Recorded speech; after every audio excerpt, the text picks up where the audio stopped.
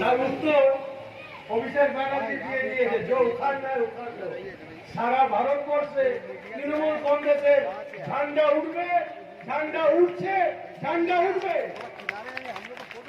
এবং একটা দিন ছিল যখন আমাদের কথা ছিল what Bengal things today, India things tomorrow.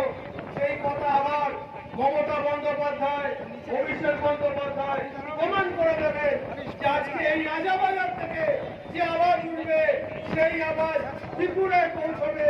ত্রিপুরায় যে আওয়াজ উঠবে সেই আওয়াজে নরেন্দ্র মোদীর মশলা দিবে ফেলাবার জন্য তৈরি হচ্ছে। मस्जिद गिर जाए, मंदिर मस्जिद गिर जाए, बांट दिया भगवान को, धरती बाटी सागर बाटी, मद बाटो इंसान को।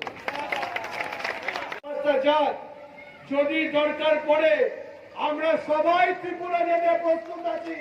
তৃণমূল কংগ্রেসের কর্মীর রক্ত, তৃণমূল কংগ্রেস কর্মীর ওপর অত্যাচার আর অভিষেক ব্যানার্জির পদযাত্রা যারা বন্ধ করতে চাইছে, দরকার পড়লে আমরা সবাই মিলে ত্রিপুরা যেতে প্রস্তুত আছি।